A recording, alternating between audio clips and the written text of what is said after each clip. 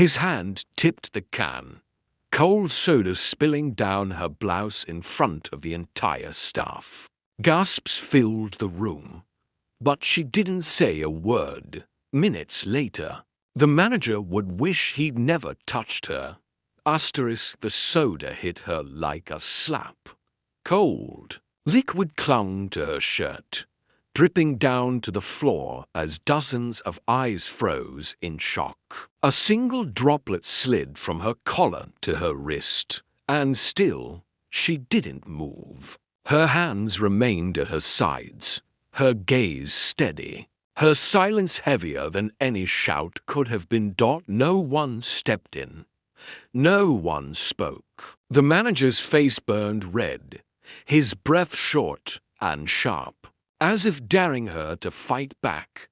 "Get out," he hissed, pointing toward the door.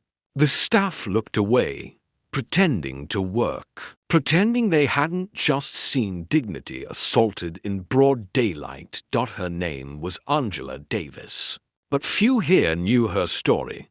They saw only the uniform, not the miles of desert she'd walked in full gear, the late nights under foreign skies listening for danger, the folded flag she still kept in her bedroom for the brother she lost. Angela had served 12 years in the army. She had carried wounded soldiers through smoke so thick it burned the lungs. She had stood in silence while mothers wept into her shoulder, and when she came home, she thought the battles were over. But wars don't always wear uniforms. Some hide in boardrooms, some sit behind desks. The job at the bank was supposed to be a fresh start, a way to save for her daughter's college. It was quiet work, humble, and she was good at it. She arrived early, stayed late, never complained. But the manager, Carl Simmons, saw her calm as weakness. To him, silence meant he could push without pushback. Today, he pushed too far. The soda poured over her wasn't about a drink. It was about showing who held the power.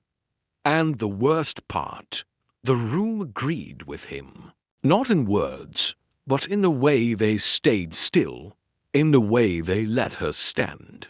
They're drenched, but Angela didn't flinch. Inside, she felt the old discipline take over, slow breathing, steady pulse, focus. She thought of her brother's voice before his last deployment. Dignity is the armor they can't take off you. She reached into her bag, pulled out a folder, and placed it gently on the desk. It wasn't her resignation. It was evidence, dates, times, reports she had written every time Carl had crossed the line. She had been silent, yes, but never blind. A quiet ally in HR had told her exactly when the district director would be visiting. That was today. The door opened behind her. A tall man in a dark suit stepped in, scanning the room. His eyes fell on Carl, then on Angela, her shirt soaked, the soda can still in Carl's hand. The silence in the room turned heavy, suffocating. Angela didn't speak. She didn't have to. She slid the folder across the desk toward the director, turned and walked to the side. Carl stammered something about misunderstanding, but the director's face hardened. "We'll speak in my office now." Minutes later, Carl was escorted out, not Angela. The staff, still quiet, began to stand. One by one, they approached her, a hand on her shoulder, a whispered, "I'm sorry."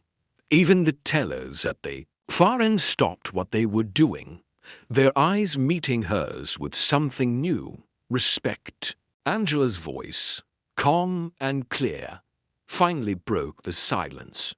"Power isn't in how loud you speak. It's in how steady you stand.